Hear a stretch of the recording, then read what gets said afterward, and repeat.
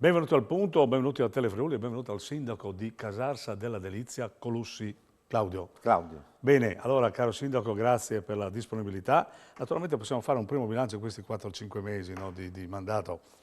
Naturalmente il suo curriculum è già, diciamo così, più scafato perché aveva già fatto il sindaco, no? Ma questi ultimi tempi sono particolarmente un po' complicati, no?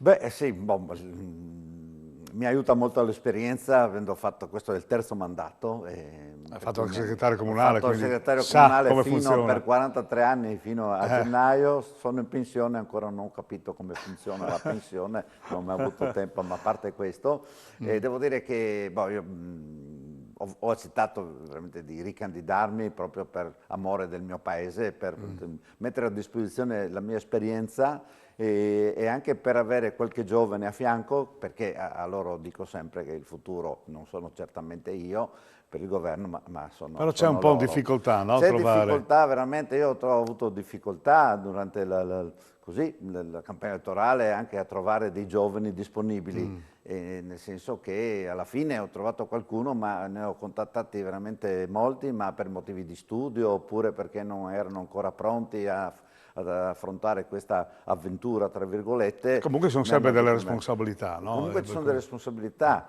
e io mi avvalgo appunto di questa esperienza alle spalle e quindi il mio modo di fare il sindaco è per certi aspetti facilitato, conoscendo le normative, conoscendo I la meccanismi, struttura, i eccetera, meccanismi, insomma, sì, eccetera, sì. eccetera. E questo mi dà anche la possibilità, avendo anche in giunta diversi consiglieri, assessori nuovi che per la prima volta affrontano la vita amministrativa di un comune, di essere un loro valido aiuto, insomma, come anche loro me lo Ecco, confermano. sindaco, la questione dell'energia, insomma, sta un po' gravando sui bilanci, sui lavori, sugli investimenti, insomma, no? Un periodo del genere non si è mai visto, No, almeno negli ultimi 50 anni. no, un periodo del genere con queste difficoltà che poi vanno ad incidere sui bilanci comunali, naturalmente togliendo risorse perché devono essere accantonate per far fronte alle spese dei costi dell'energia, gas e luce, perché non ci sono solo gli immobili comunali tipici del comune, ma ci sono le scuole, ci sono gli impianti sportivi, ci sono le palestre, quindi è delle strutture che vanno mantenute e utilizzate, non è che possiamo chiuderle perché ne dobbiamo risparmiare a tutti i costi, anche perché i cittadini hanno diritto a Poi ci sono i usufruire servizi, dei no? servizi, Sta insomma, attento a non certamente la tagliarli. vita deve andare avanti. Comunque questo ci costringe, ci costringerà, adesso che andiamo ad appuntare i bilanci per il 2023, a fare alcune scelte che magari saranno dolorose rispetto a determinati servizi. Comunque noi riteniamo di mantenere sempre un livello di servizi come è stato fatto finora a Casarsa e magari valuteremo certe iniziative, certe cose, di accantonarle e rinviarle in un secondo Sì, sono momento. casi straordinari Certo, e bisogna agire in maniera devo straordinaria. dire che la Regione su questo e anche lo Stato in questi ultimi mesi hanno così dato dei contributi per, uno dovrebbe arrivare anche a giorni, abbastanza anche importante per l'aumento dei costi, per far fronte all'aumento dei costi di energia, gas e luce. Questo insomma, ci aiuta, insomma, ci Ecco, conforta, vuol dire che sia lo Stato che la Regione ci sono vicini, anche se c'è l'incognita di quanto di quanto saranno gli aumenti nei prossimi mesi. E su questo dovremmo stare molto attenti anche sull'utilizzo, no, di certe strutture, pur, ho detto prima, mantenendo comunque i ecco, servizi. sindaco, però un tema importante di Casarsa che è proprio la viabilità perché è al centro proprio di un quadrivio insomma, importante, cioè la Certo. direttrice Udine Pordenone, insomma, a Casarsa ha il suo apice perché mi pare che lì c'è un po' di problema, no? E Certo, come. questo è un tema che io ho posto al primo punto del mio programma, anche perché Casarsa urbanisticamente è una situazione abbastanza particolare, perché è tagliata a metà, no? Tra Casarsa e San Giovanni, tagliata a metà proprio dalla statale 13. Poi longitudinalmente dalla ex strada provinciale, quella che parte che arriva da Spilimbergo e va a San Vito, Chions, quindi un'altra importante, una linea ferroviaria, che è anche quella che taglia da un'altra parte la Udine-Venezia, un'altra linea ferroviaria che va a Portoguaro, comunque c'è uno snodo c'è la insomma. circonvallazione di San Vito che è ai nostri confini, per cui diciamo c'è uno snodo importante. E no, certo è impossibile, essendo una strada statale, fare un divieto di transito. Mi riferisco specialmente ai mezzi pesanti, perché sono quelli il problema grosso.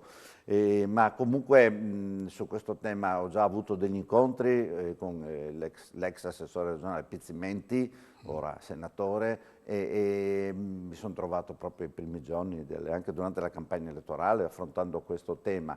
Proprio in questa settimana, nei prossimi giorni, ci sarà un incontro tra la Regione, FVG Strade, i comuni di Casarsa, Fiumevento, Pordenone, Zoppola, Chions, proprio tutti i comuni che sono interessati a questo tipo di problematica.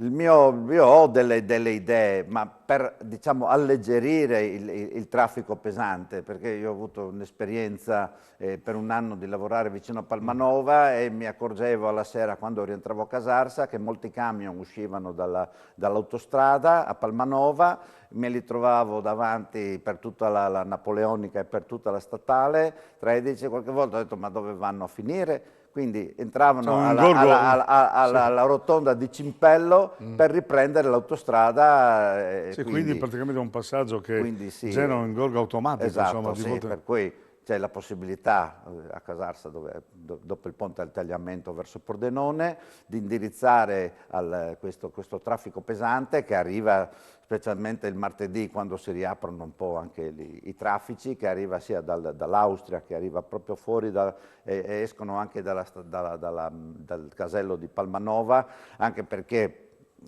ormai lo leggiamo ogni giorno, c'è ogni giorno un incidente lungo la tratta Palmanova, Portoguaro, San Donà, fin quando non sarà realizzata la terza corsia, e quindi preferiscono questo. Probabilmente ho sentito anche per un risparmio sul costo dei pedaggi autostradali. Però noi ci troviamo in alcune giornate, credetemi, quando ci sono incidenti e sono ormai giornalieri, che vi sono i camion che sono a 2 metri l'uno dall'altro. Noi per attraversare la Pontebana, per andare dall'altra parte, dobbiamo andare solo dove c'è l'impianto semaforico, altrimenti non si arriva a passare. Ecco, voi capite che per chi vive lì è un problema pesante. Insomma, ecco, senta, lei diceva prima la questione dell'urbanistica, no? Che Casarsa è un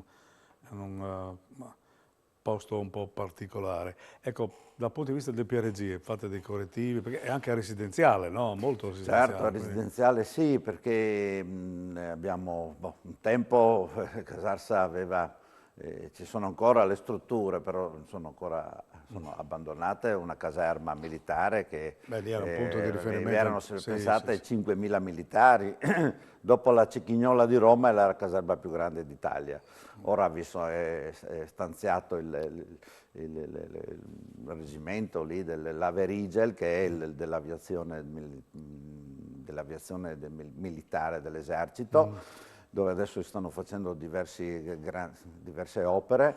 C'è questo progetto che si chiama Caserme Verdi, Green, in tutta Italia, dove dovrebbe essere, lo trovate anche sul sito, basta digitare Green, le caserme, dove ci dovrebbe essere questa risistemazione delle attuali strutture all'interno, e dovrebbe essere un nucleo tra le caserme Trieste, dove c'è il campo degli elicotteri, e le caserme Leccis, dove sono a confine, anche se sono in comune di Zoppola, sono nel reggimento di Bersaglieri. Sarà un riammodernamento. Quindi dovrebbe essere, quello ridarà vita anche a tutto quello che è l'aspetto commerciale, anche residenziale a Casarsa. Insomma, Senta, anche avete un evento importante adesso, il centenario di Pasolini, che è un punto di riferimento per tutto il Friuli e per tutta Italia anche. Certo, quindi c'è un po' di movimento. Certo, in questo anno qua è stato denso di iniziative e non sono ancora terminate. Adesso, ad esempio, inizierà la rassegna con l'ERT, quella teatrale, dove vi saranno 2 importanti appuntamenti teatrali su Pasolini. L'altra settimana ci sono stati 2 giorni di un convegno nazionale con grandi nomi della cultura italiana sulla figura di Pasolini. durante tutta l'estate ci sono stati molti visitatori da tutto il mondo, ne ho avuti diversi che arrivavano probabilmente da New York sulla tomba di Pasolini, Sì, quindi a un visitare i andirivieni. luoghi, sì, sì, e quindi anche attraverso specialmente il Centro Studi Pasolini, che in collaborazione con noi ha organizzato tutta una serie di iniziative che non sono ancora finite e poi tutte quelle che si sono svolte in tutta Italia e in tutto il mondo. Basta Insomma, come scorrere i sappiamo, giornali e vedere la è un, televisione, insomma, di questa è figura, un un importante che è concittadino stato molto nel mondo della importante nel cultura, del nostro. cinema e del... Senta, andando verso adesso le festività, c'è qualche evento particolare a Casarsa? Perché Boh, le quest'anno associazioni lavorano tutte, per abbiamo cui naturalmente nell'ambito di quello che saranno il contenimento delle spese, ma sì. però abbiamo una serie di iniziative proprio per le festività natalizie, con alcuni concerti durante le feste, con un grosso coro gospel, con il coinvolgimento di commercianti e di titolari di attività proprio del commercio delle zone centrali, con la presentazione degli alberi di Natale, che Insomma, naturalmente verranno spenti a una certa ora, ma sempre in modo contenuto, ma però per iniziare, dopo questi anni di pandemia, di chiusura nelle case, la gente ha bisogno di ritrovarsi e di uscire è di e questo ripartire. è di ripartire, questo è quello che noi Bene, cerchiamo di fare. Sindaco, allora con queste considerazioni del Sindaco di Casarsa, della Lizia Colussi, che io ringrazio, caro Claudio, perché Grazie a insomma voi. per la disponibilità e naturalmente è sempre ben accetto a questa trasmissione qui a Telefriuli, quando ci saranno anche delle notizie anche importanti in quel di Casarsa. Va bene, sì, quando avremo notizie sul traffico pesante, che è il Ecco, problema principale, verrò volentieri a darvi perfetto. notizie. Va Allora, bene. grazie ancora al Sindaco di Casarsa, noi ci vediamo con il prossimo cittadino, naturalmente alla prossima puntata. Alla prossima.